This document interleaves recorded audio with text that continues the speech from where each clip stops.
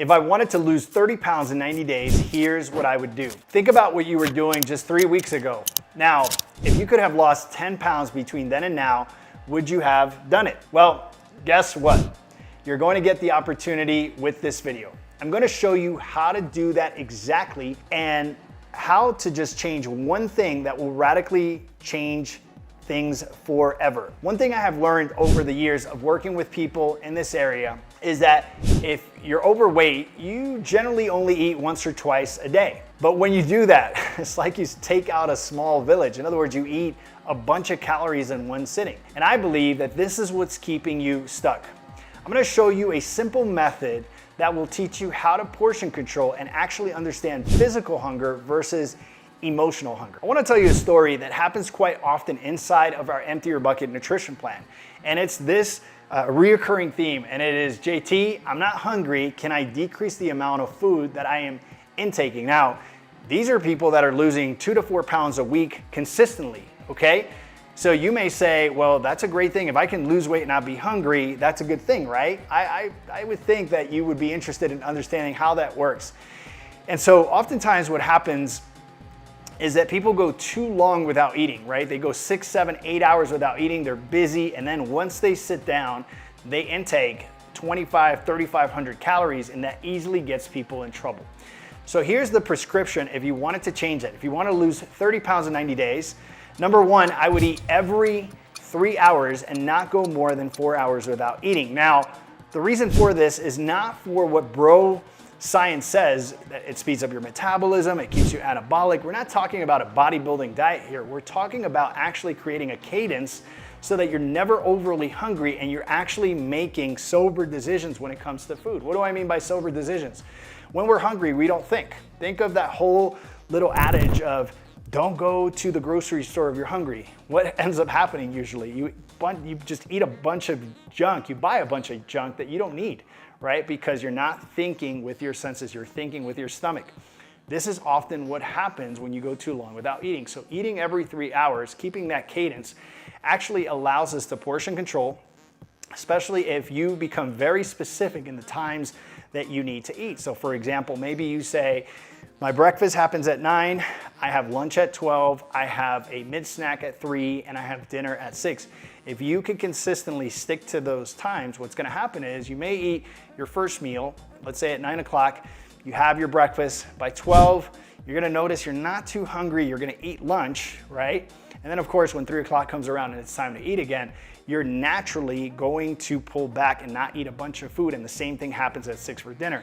So you naturally portion control because you're eating at this cadence, and just doing that allows you to omit a lot of those calories that are keeping you stuck. Number two, you want to eat at least 100 grams of protein a day. Why do I say 100 grams? Understanding that most people have different weight, you're weighing differently, maybe you're 150, 200, 300 pounds. What you hear out there commonly is that you need to eat a gram of protein per pound of weight. I'm gonna tell you something very different. I'm gonna say that the vast majority of people have a really, really hard time eating protein. Now, one of the great properties in protein is that it's satiating. It doesn't spike as much insulin as starchy carbohydrates. You can get away with more. And because of that, protein becomes such an anabolic thing to consume so that you are staying satiated, not spiking a lot of insulin. And then of course, you're naturally going to eat less. And once again, those proteins don't spike a lot of insulin. Number three, you wanna make sure that you're eating healthy fats. What do I mean by healthy fats? Extra virgin olive oil, coconut oil, avocados, yolks, and my very favorite, Udus oil. It's spelled U-D-O-S oil, Udus oil. Udus oil is your omegas 3, 6, and 9. These omegas are amazing. They're the perfect balance. They keep you satiated throughout the day. And you're gonna hear me here in the next couple of points omit a food group for a season. So when we do that, and I'll bring you back to this so you know what I'm talking about, I just don't want to get ahead of myself. When you actually bring these fats in, what actually happens is you have energy, right? And fat, healthy fat, is a more reliable source of energy than starchy carbohydrates, okay? So you want to bring in your healthy fats. Number 4, you wanna make sure that you're bringing in fibrous carbs, your vegetables, your salads. If you're getting a nice dose of fiber, you're gonna be satiated. You're going to be able to self-control because you won't be hungry all the time. Fibrous carbs allow us to stay full most of the day, and we can get away with a lot. 2 to 4 cups of greens, green leafy vegetables is what we're looking for. That's gonna help a lot in this process of keeping you full throughout the day. Number 5, remember I said we were gonna omit a food group. That food group for a season, I would say 6 weeks, is starchy carbohydrates. Why do we omit starchy carbohydrates? Starchy carbohydrates, out of all macronutrients, spike the most insulin. And if you're consistently doing that week after week, month after month, then what's happening is you are actually retaining a ton of glycogen in your liver and muscle stores, and the compound effect of that is called fat. So if you're overdoing your starches, this is why most likely you're getting in a lot of trouble, you're getting a lot of cravings. So we omit these for 6 weeks, but remember, you're not on a carbless diet. You're bringing fibrous carbs in, which are still carbs, but they're water-based, they're very different, and they don't spike as much insulin. Number 6, you wanna walk between 7 to 10K 3 times a week. So each time you wanna go for 7 or 10K.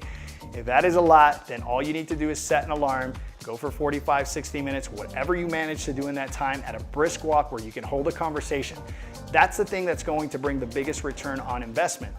Running, sprinting, biking, and doing all those high cardiovascular activities utilize oxygen for energy. This is not what we want. We want to utilize glycogen. We want to deplete glycogen. So being able to walk 3 times a week and each time doing 7 to 10K is going to be very, very beneficial in depleting glycogen, more so than any other form of physical activity. This is one of the concepts that I get the most pushback on, because as humans, we have this mindset that if it's harder, maybe it's gonna get me to my goal faster, and nothing can be further from the truth.